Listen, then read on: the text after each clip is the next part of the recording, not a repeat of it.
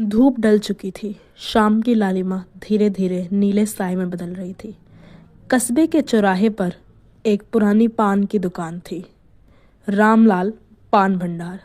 यह गांव स्पेशली अपने पान के लिए मशहूर था। यह दुकान रामलाल की थी। लगभग 55 साल का दुबला पतला आदमी, जिसकी आंखों में हमेशा लालच की चमक छलकती थी। लोग शाम को काम से वापस लौटते वक्त रामलाल की दुकान पर पान खाने के लिए जरूर रुकते। पर रामलाल एक निहायती लालची किस्म का व्यक्ति था। उसकी दुकान पर दिन भर भीड़ रहती, फिर भी उसका दिमाग और पैसे कमाने में लगा रहता था। उसकी दुकान पर सबसे खास था बनारसी पान, जिसके लिए लोग दूर शहरों से उसकी दुकान पर पान खाने आते। पर वो आदमी बहुत चालाक था। वह कभी किसी ग्राहक को पूरे वजन का पान नहीं देता। कभी चूना ज़्यादा डालता तो कभी सुपारी घटा देता। और बस उसको सारे समय पैसों की ही परवाह रहती थी कि कब वो कैसे ज़्यादा से ज़्यादा पैसे कमाए और अमीर हो जाए। रात सोते वक्त भी उसके दिमाग में सिर्फ पैसों का ही ख्याल दौड़ता था। जब उस रात सभी दुकानें बंद हो चुकी थी, रामलाल अपनी दुकान समेटने ही वाला था कि अचानक एक अजनबी उसकी दुकान पर आ खड़ा हुआ। लंबा कद, सफ़ेद धोती और शॉल लिए और सिर पर बड़ी सी टोपी। चेहरा अंधेरे में साफ दिखाई नहीं दे रहा था। अजनबी बोला, भाई एक पान बनाओ, मगर खास वाला। रामलाल उसे बोलता है, दुकान बंद कर रहा हूँ, कल आना। अजनबी ने हंसते हुए जेब से चमकता हुआ सोने का सिक्का निकाला, जिसे देखकर रामलाल की आंखें फटी की फटी रह गई। उसने ये सिक्का पहली बार देखा था। अरे भाई, इस सिक्के के बदले पान नहीं दोगे? रामलाल की आंखें चमक उठी। पान के बदले सोने का सिक्का? उसने तुरंत एक घूंट निगला और बोला,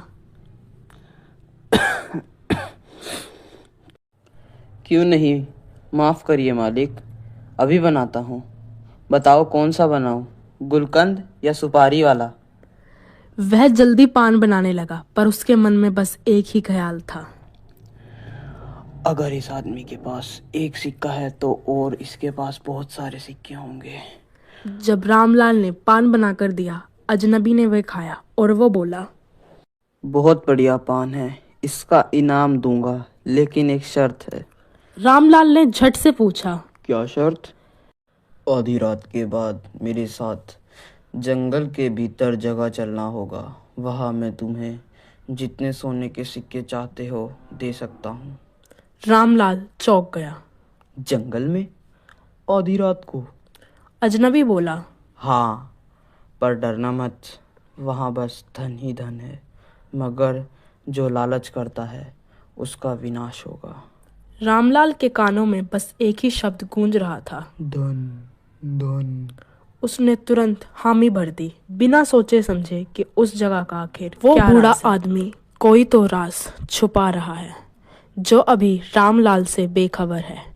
आखिर गाइस क्या राज है वो, ये जानने के लिए आपको पूरी स्टोरी देखनी होगी। ऐसी एंटरटेनिंग वीडियोस के लिए हमारे चैनल को सब्सक्राइब करें और इस वीडियो को लाइक शेयर करें, ताकि हमें और ऐसी वीडियोस बनाने की मोटिवेशन मिले। रामलाल ने उस आदमी से पूछा, वहाँ ऐसा क्या राज है जहाँ सोने के सिक्के मिलते हैं? फिर उस अजनबी ने रामलाल से बड़ी तेज आवाज में कहा, तुम आम खाओ, गुठलियां मत गिनो, तुम्हें धन से मतलब है ना? फिर रामलाल उस अजनबी का मुंह देखता रह गया। रामलाल को ये पता था कि वहाँ कोई ना कोई राज छिपा है, पर उसके धन की लालच उसे उस अजनबी के साथ जाने के लिए मजबूर कर देती है। अब घनी रात है। रात के ठीक 12 बज गए हैं। अंधेरा घना था। आसमान में बादल और दूर कहीं से जानवर और सियारों की आवाज़ आ रही थी। रामलाल और वो अजनबी जंगल की पगडंडी से धीरे धीरे गुजर रहे थे। रामलाल को उस मार्ग पर चलते हुए डर भी लग रहा था, परंतु उसके पैसों की लालच उसे ऐसा करने पर मजबूर कर रही थी। रामलाल ने देखा कि वो अजनबी इस रास्ते पर बिना किसी डर के आगे बढ़ रहा है, जैसे वो इस रास्ते को बहुत अच्छे से जानता है। अचानक एक पुराना बरगद का पेड़ आया। उस पेड़ के नीचे अजीब सी काली मिट्टी थी, जो कि अन्य स्थान की मिट्टी से अलग प्रतीत हो रही थी। रामलाल ने सवाल पूछना चाहा, पर उसकी झिझक ने उसे ना पूछने पर मजबूर कर दिया, क्योंकि वो आदमी उसे हर सवाल का एक ही जवाब देता। तुम आम खाओ, गुठलियां मत गिनो। रामलाल ने थोड़ी दूरी पर देखा कि थोड़ी दूरी पर मिट्टी खुदी हुई है। उस अजनबी ने रामलाल से बड़ी धीरी आवाज में कहा, यही है वो जगह, खुदाई करो। रामलाल ने सोचा कि इस व्यक्ति को इस स्थान के बारे में कैसे पता है, पर उसने पैसों की लालच में फावड़ा उठाया और खुदाई शुरू कर दी। थोड़ी ही देर में एक पुराना लोहे का बक्सा उन्हें एक गड्ढे में दिखाई दिया। बक्से से सुनहरी रोशनी निकल रही थी और वो बक्सा ऐसा लग रहा था जैसे कि कई जेवरातों, सोनों के सिक्कों और बेशकीमती खजानों से भरा हो। उसने जैसे ही ढक्कन खोला, सोने के सिक्कों का ढेर उसके सामने आ गया। रामलाल ने अपनी जिंदगी में पहली बार इतना सोना देखा था, पर वो आदमी बिना किसी आश्चर्य से वहां खड़ा था। रामलाल की आंखें इतना सोना देखकर चौंधे आ गई। अजनबी बोला, बस जितना है ले जा सको उतना ले लो, लेकिन लालच मत करना, वरना बर्बाद हो जाओगे। रामलाल ने सिर हिलाया, पर उसके मन में एक आवाज गूंज रही थी, इतना सारा धन सब मेरा हो सकता है। रामलाल ने बक्से में से सिक्के निकाल कर अपने थैले में भर लिए। अजनबी बार बार चेतावनी दे रहा था, बस कर, बहुत है, बस कर रामलाल, रामलाल लालच मत कर। पर रामलाल ने उस आदमी की एक ना सुनी। वो आदमी बार बार रामलाल को चेतावनी दे रहा था, अरे रामलाल बस कर, रामलाल बस कर, अब बहुत हुआ है, बस अब बंद कर दे रामलाल। पर उस आदमी की रामलाल ने एक ना सुनी। उसके लालच उसके सर पर सवार थी। जैसे ही उसने आखिरी मुट्ठी सिक्के की उठाई, बक्से से एक भयानक गर्जना हुई। धरती हिलने लगी, हवा में पत्ते उड़ने लगे, बरगद की पेड़ की जड़ें अपने आप हिलने लगी और अजनबी की आवाज गूंजी, मैंने कहा था लालच मत करना। अब पूरे जंगल में एकदम से तूफान आ गया। सारे पेड़ों की पत्तियां बहुत जोर से हिलने लगी। जंगल में भयानक गर्जना, बहुत से जानवरों की आवाज और एकदम से बिजलियां कड़कने लगी। रामलाल चीख पड़ा, नहीं नहीं, मैं वापस रख दूंगा। पर अब देर हो चुकी थी। रामलाल का थैला अपने आप चलने लगा और वो बक्सा बंद हो गया। रामलाल वो सब कुछ वापस सही करना चाहता था, पर अब उसके पास कोई मौका नहीं था। उसको लगा कि उसने जिंदगी की सबसे बड़ी चीज पाकर खो दी और अब वो इससे बहुत निराश था। उसके पास अब कोई मार्ग नहीं था। वो इतने सोने को जलते हुए देखकर पूरी तरह से अंदर से नष्ट हो चुका था। पर अब उसको ये श्राप मिला था कि उसे अपनी लालच का अगले दिन सुबह कुछ लोग जंगल की ओर गए। उन्होंने वहां पर राख देखी और राख में कुछ जले हुए सिक्के भी पड़े थे और मिट्टी भी खुदी थी। कस्बे में ये अफवाह फैल गई और रामलाल रात में किसी भूत के साथ गया था, अब वापस नहीं आया। अब रामलाल की दुकान बंद रहने लगी। लोग उसकी दुकान के आसपास पान के लिए गुजरते, पर बंद। पर एक रात पर लोग हैरान थे। अरे ये तो रामलाल की दुकान है, लेकिन वो तो मर गया था। दुकान में बैठे पान वाले का चेहरा पूरी तरह ढका था। बस वो धीरे धीरे बोल रहा था, पान लो, सोने के वर्क वाला, बस 1 रुपया। लोगों ने जब ध्यान से देखा तो उसके हाथ काले और जले थे। कुछ लोगों ने डरते डरते पान लिया। जैसे उन्होंने पान खाया, उनकी जीभ से खून निकलने लगा और कुछ चक्कर खाकर गिर गए। सब लोग चिल्लाते हुए भाग गए। कहते हैं उसके बाद रामलाल पान भंडार कभी नहीं कुछ खुला। राहगीर आज भी कहते हैं, जो आधी रात को उस दुकान के सामने से गुजरता है, उसे जले हुए पान की गंध और सिक्कों की झक्कार सुनाई देती है। और कुछ तो यह भी कहते हैं कि अगर कोई वहां रुककर सोने का पान मांगे तो अजनबी सफ़ेद धोती वाला फिर लौटता है। एक रात कस्बे का नया लड़का चिंटू यह सब सुनकर जिज्ञासा में पान की दुकान पर पूछा। उसने सोचा भूत वूत कुछ नहीं होता। वह दुकान के पास गया। दुकान का दरवाज़ा बंद था, पर अचानक वो दरवाज़ा अपने आप खुल गया। अंदर से आवाज़ आई, पान लोगे बेटा? सोने का पान, बस 1 रुपया। चिंटू ने देखा एक बूढ़ा आदमी जो कि कंबल में ढका है मुस्कुरा रहा है। वह डर के पीछे हटने लगा और दरवाज़ा अपने आप बंद हो गया। बाहर बस सिक्कों की झनकार सुनाई दी। कहा जाता है उस रात के बाद चिंटू कभी घर नहीं लौटा। लोगों ने बस उसकी चप्पलें गाइस इस वीडियो के पार्ट 2 के लिए इस वीडियो को ज़्यादा से ज़्यादा लाइक शेयर कीजिए और सब्सक्राइब कीजिए। आज भी रामलाल की दुकान का वो भूत कभी कभी वहाँ दिखाई देता है। शाम ढल चुकी थी। गांव के पुराने चौक पर हल्की हल्की धुंध उतरने लगी थी और उसी बीच ठेले लगाए खड़ा था एक गोलगप्पे वाला। उस गोलगप्पे वाले के साथ कुछ ऐसा होता है जिसे देखने के लिए सारा गांव इकट्ठा हो जाता है। आखिर गाइस उसके साथ ऐसा क्या हुआ था, ये जानने के लिए आपको वीडियो को एंड तक देखना होगा। ऐसे इंटरेस्टिंग वीडियो के लिए हमारे चैनल को सब्सक्राइब कीजिए और इस वीडियो को लाइक शेयर कीजिए। गोलगप्पे वाला हंसते हुए बोलता है, आओ आओ, 5 नहीं 10 खाओगे, पेट नहीं आत्मा भर जाएगी। उस ठेले के पास से तभी एक औरत गुजरती है और वहीं रुककर बोलती है, अरे भैया थोड़ा पानी कम मसालेदार वाला गोलगप्पा देना, ज़्यादा अधिक मसाला मत डालना उसमें। तभी गोलगप्पे वाला आंखें सिकोड़कर उससे बोल पड़ता है, दीदी तुम पैसे दो, सिर्फ स्वाद मैं तय करूंगा और स्वाद बहुत बढ़िया बनाया है, आप फिक्र मत कीजिए। आप सिर्फ खाइए, 5 नहीं 10 खाइए, लेकिन दिल खुश करके खाइए और पैसे की चिंता मत कीजिए, जैसा पैसा वैसा स्वाद। लोगों को अजीब लगता था उसकी दुकान पर गोलगप्पे खाना और उसकी बातें, लेकिन वाकई उसके गोलगप्पे बहुत ज़्यादा स्वादिष्ट होते थे।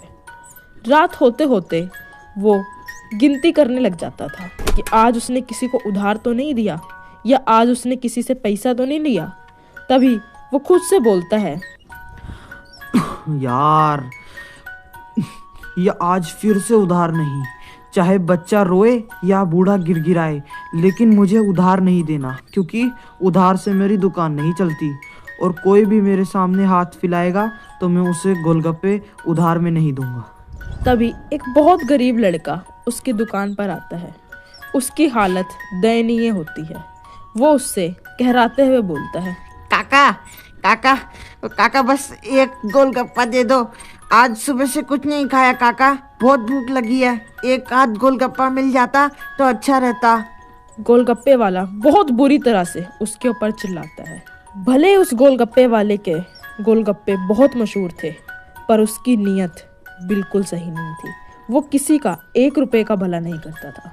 वो उस बच्चे पर जोर से चिल्लाता है, जा बेटा कहीं और जा, भूख से मेरी दुकान नहीं चलती और तुम जैसे को अगर मैं उधार देने लग गया तो कमाऊंगा कैसे? तुमको मैं उधार नहीं दे सकता बेटा, कहीं और जाके खाओ और यहाँ पर ज़्यादा देर तक खड़े मत रहो, ग्राहक देखते हैं तो अच्छा नहीं लगता, जाओ। जैसे ही लड़का रोते हुए उसकी दुकान से गया, ठेले के पीछे से छप छप की आवाज आई, जैसे कुछ अपने आप हिल रहा हो। आधी रात, बाजार बंद थी। अचानक छन छन की आवाजें आने लगी। एक औरत सफेद साड़ी में उसके ठेले के पास खड़ी थी। वो औरत बहुत ही ज्यादा डरावनी लग रही थी और वो उस गोलगप्पे वाले से धीमी आवाज में बोली, मुझे गोलगप्पे चाहिए, मुझे गोलगप्पे चाहिए, तुम बना रहे हो या नहीं, मुझे गोलगप्पे खाने हैं। तभी वो गोलगप्पे वाला डरते हुए बोला, अभी दुकान बंद है, आप कृपया करके सुबह आना, अभी गोलगप्पे खत्म हो चुके हैं, नहीं दे पाऊंगा मैं, आप सुबह आना, आपको सुबह गोलगप्पे में दूंगा। उस औरत ने उसे कुछ सिक्के दिए, पुराने, जैसे बहुत प्राचीन से हों, एकदम काले और सिक्के बर्फ जैसे ठंडे। वो औरत उससे बोल पड़ी, लालच मत करना वरना स्वाद बदल जाएगा। लालच बुरी बला है और तुम उसका अंजाम नहीं जानते। गोलगप्पे वाला हंस पड़ता है। अरे नहीं नहीं, ग्राहक तो भगवान होते हैं, उनको खुश करना मेरी जिम्मेदारी है। मेरे गोलगप्पे बहुत स्वादिष्ट है, आप खाइए। जैसे उसने उस औरत को गोलगप्पा दिया, पानी का रंग हल्का लाल हो गया। गोलगप्पा जैसे खून सा लग रहा था। वो गोलगप्पे वाला बोला, अरे अरे, ये पानी लाल क्यों हो गया? औरत ने मुंह खोला। उसके दांत नहीं थे, नुकीले सुइयां उसके दांतों जैसी दिख रही थी। वो औरत हंसते हुए बोली, अब मेरी बारी है तेरी दुकान पर गोलगप्पे खाने की। सुना है बहुत मशहूर है तेरे गोलगप्पे। अचानक वो जमीन हिलने लगी, ठेला जोरों से हिलने लगा, गोलगप्पे अपने आप फूटने लगे और औरत की आवाज बदल गई। मैं वही हूँ जिनसे तूने पैसे के लिए पानी छीना और भूख के लिए उसे ठुकरा दिया और उसका उधार नहीं चुकाया, और आज तू किसी की मदद करने में भी कतराता है। तेरे उस बेईमानी की वजह से मुझे और मेरे परिवार को कितना ज्यादा शर्मिंदा होना पड़ा सबसे। मैं तो अपना बस काम करता था। मैं आपसे उधार इसलिए लिया था क्योंकि मैं उस टाइम पे गरीब था, और अब मैं तुम्हारा उधार नहीं चुका पाया तो मुझे नहीं पता था कि तुम्हारे साथ इतना बुरा हो जाएगा। वो औरत चिल्लाई, तू बहुत बड़ा बेईमान है। पानी की बाल्टी में अचानक अजीबोगरीब चेहरे दिखने लगे, रोते बच्चे और भूखे बूढ़े। शायद वो उस औरत के ही परिवार वाले थे। ठेला अपने आप चलने लगा। गोलगप्पा वाला बहुत जोर से चिल्लाया, बचाओ बचाओ, कोई है, कोई मेरी मदद करो, ये आज मुझे मार डालेगी, कोई तो आओ, कोई तो बचाओ मुझे। पर आवाज सिर्फ उस तक ही गूंज कर रह जाती। वो औरत चिल्ला पड़ती है, अब तू मरेगा, तू भी उस दुख को तड़पेगा जिसकी वजह से मेरी मौत हुई थी। बेईमानी का फल तुझे भोगना होगा। गोलगप्पे वाला बोल पड़ता है, नहीं नहीं, मेरे पास मेरा पैसा, मेरी लालच कुछ नहीं है। कृपया मुझे छोड़ दो, मैं तुम्हारा उधार वापसी कर दूंगा। कृपया करके प्लीज मुझे छोड़ दो। औरत ने ठेले पर हाथ रखा, ठेला जलने लगा। उस ठंड में वो ठेला भभक कर जल रहा था और वो औरत अपने आप बहुत विशाल में बदल गई। सुबह लोग बाजार पहुंचे। एक आदमी बोल पड़ा, अरे ये तो नया गोलगप्पे वाला लग रहा है, चलो इसके गोलगप्पे चख के देखते हैं, क्या पता पुराने वाले से स्वादिष्ट हो, और अगर स्वादिष्ट होए तो मजा आ जाएगा। उस पुराने गोलगप्पे वाले के पास दोबारा नहीं जाना पड़ेगा। ठेले पर वही आदमी खड़ा था, पर उसकी आंखें एकदम सफेद थी। वो बोला, लो गोलगप्पा मुफ्त है, आओ आओ भाइयों बहनों, गोलगप्पे खाओ, बहुत स्वादिष्ट हैं। उस रात उस गोलगप्पे वाले के साथ क्या हुआ था और ये नया कौन था, जानने के लिए पार्ट 2 देखिए।